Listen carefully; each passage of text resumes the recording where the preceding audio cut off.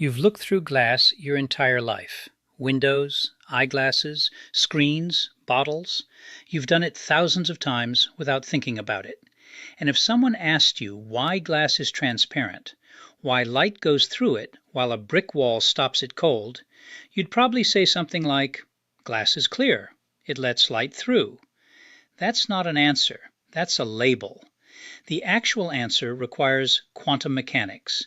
It requires understanding what light really is, what electrons actually do inside atoms, and one of the most fundamental principles in all of physics. And when you follow it to the end, something strange happens. You realize that the transparency of glass isn't a mundane property of a mundane material. It's one of the clearest demonstrations that quantum mechanics is running the world you live in. Let's follow it properly. Start with the intuition most people carry. Light passes through glass the way water passes through a pipe, finding gaps in the structure, slipping between atoms. It's wrong. And the reason it's wrong is immediately interesting. At the atomic scale, glass, like all matter, is almost entirely empty space. The nucleus of an atom is roughly 100,000 times smaller than the atom itself. If an atom were scaled up to the size of a football stadium, the nucleus would be a marble at the center, and the electrons would be specks somewhere near the outer seats. Everything in between is vacuum. But a wall is also almost entirely empty space. Steel is almost entirely empty space. Lead, dense, heavy, stops radiation, is almost entirely empty space. Emptiness alone explains nothing. So the question isn't about finding gaps. Something else is happening. When light hits matter, it doesn't slip through. It encounters electrons. And what happens next depends entirely on the physics of those electrons and the energy of the light. That interaction, played out at the quantum level, is what determines whether something is transparent or opaque. To understand that interaction, you need to know what light actually is. Light is an oscillating electromagnetic field, a wave, a coupled oscillation of electric and magnetic disturbance propagating through space at 300 million meters per second in vacuum. That's the classical picture, and it's useful. But at the quantum level, light comes in discrete packets, photons. Each photon carries a specific amount of energy, and that energy is determined by the frequency of the light. Higher frequency means higher energy. Blue photons carry more energy than red photons. Ultraviolet carries more than blue. Infrared carries less than red. X-rays carry vastly more than any visible light. This matters for what comes next, because when a photon encounters an electron, whether that photon gets absorbed is not a matter of probability or negotiation. It's a binary question with one rule. Does the photon's energy match an available energy transition in the atom? If yes, absorbed. If no, not absorbed. Quantum mechanics doesn't deal in approximations here. It deals in exact matches. And this is where glass and walls start to diverge. Electrons in atoms don't sit at arbitrary energies. They can't. Quantum mechanics forbids it. Electrons occupy discrete energy levels, specific, precisely defined rungs on a quantum ladder, determined by the structure of the atom, the chemical bonds it forms, and the rules of quantum mechanics. These levels are not continuous. You can't have an electron at 4.3 electron volts of energy if the available levels are at 4.0 and 4.7. The in-between doesn't exist, quantum mechanically speaking. To absorb a photon, an electron has to jump from its current level to a higher one. That jump requires exactly the right amount of energy, the difference between the two levels. Not approximately right. Not close enough, exactly. If the photon doesn't carry precisely that energy, no absorption occurs. Now apply this to glass. Glass is primarily silicon dioxide, a network of silicon and oxygen atoms held together by covalent bonds. The electrons in those bonds are tightly constrained.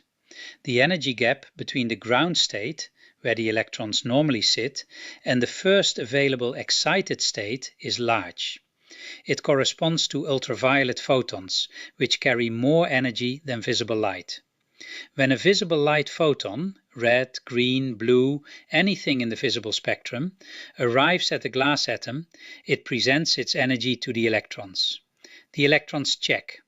Does this energy match any available transition? And the answer is no. Visible light photons don't carry enough energy to bridge the gap.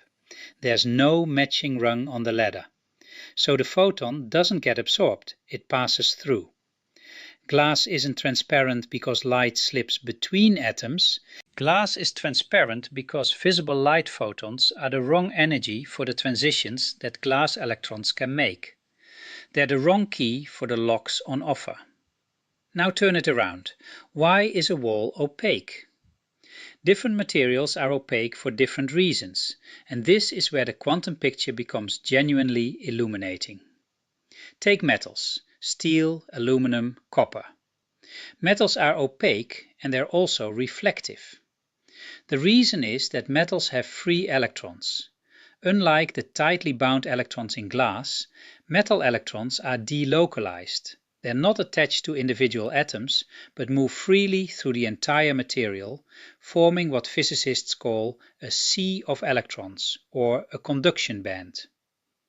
Free electrons don't have quantized energy transitions in the same restricted sense. They can absorb photons across a continuous range of energies. Any visible light photon that arrives finds an available state to jump to. The photon is absorbed. The energy either becomes heat or, because the electron is free and quickly re-emits, becomes a reflected photon. That's why metals are shiny rather than transparent.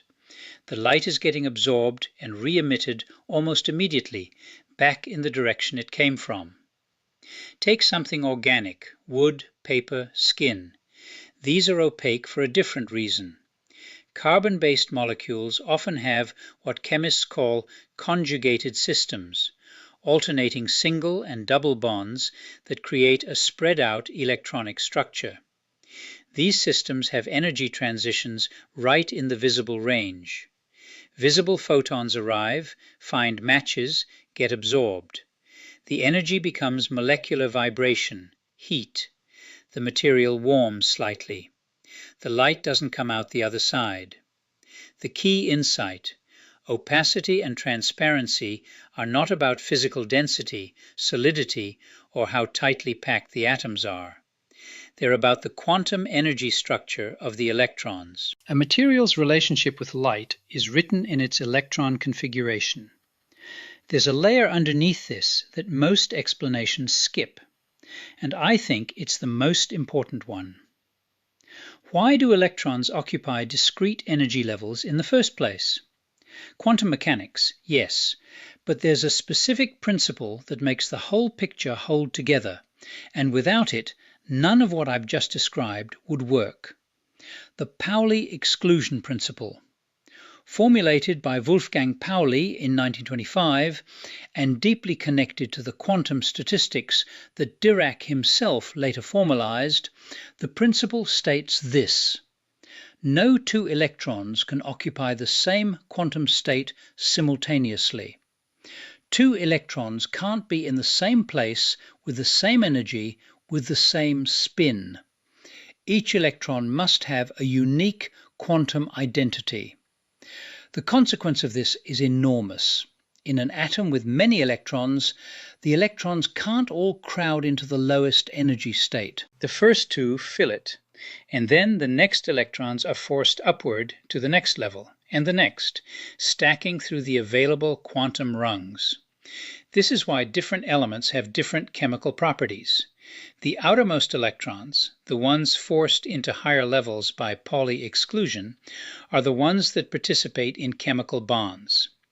In a solid material, individual atomic energy levels spread out into bands, continuous ranges of allowed energies called the valence band and the conduction band, separated by a gap where no electron states exist. This band gap is the critical quantity. Large band gap, photons in the visible range can't bridge it, transparent.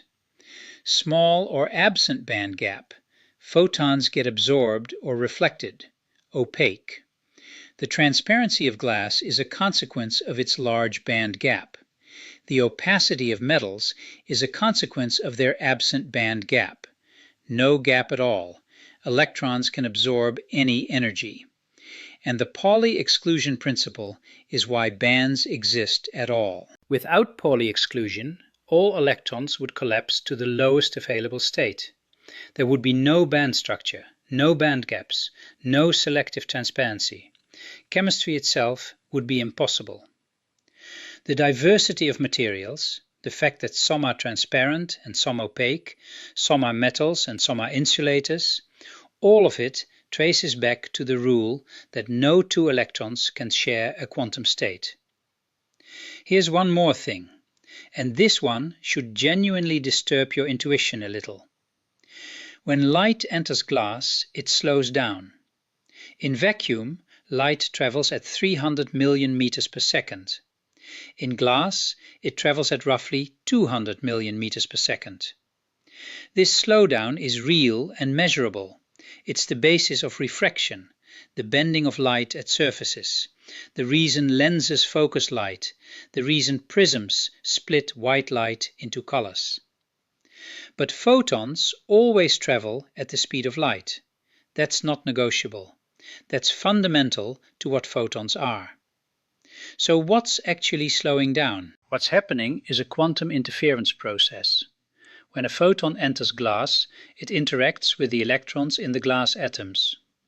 Those electrons oscillate in response to the electromagnetic field and re-emit electromagnetic radiation, but slightly delayed, slightly out of phase with the incoming wave. The total electromagnetic field inside the glass is the superposition of the original incoming wave and all the re-emitted waves from all the oscillating electrons. That superposition produces a combined wave that moves more slowly than the original photon would in vacuum. Light doesn't slow down inside glass the way a car slows down in traffic due to obstacles blocking the path. It slows down because the light you observe propagating through the glass is not the original photon. It's the result of continuous absorption and re-emission, and the cumulative phase delay of all those interactions produces an effective propagation speed that's less than c. The photon that exits the other side of the glass is not, in any meaningful quantum sense, the same photon that entered. Something subtler happened in between, a quantum relay carried by the electronic structure of the material. Glass is transparent contains all of this inside it, every time you look through a window.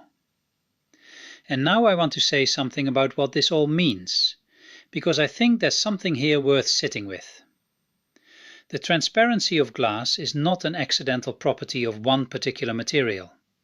It's a direct daily demonstration of quantum mechanics governing the physical world. Quantized energy levels, photon-electron matching by exact energy, band structure, band gaps, Pauli exclusion, wave superposition and phase interference. Every one of these is a fundamental feature of quantum mechanics, and every one of them is running right now in the glass of every window in every building you've ever entered. There's something philosophically striking in this that I find difficult to set aside. The reason you can see the world through glass, the reason transparent materials exist at all, is that quantum rules are discrete. Electrons can only be in specific states. No two can share a state.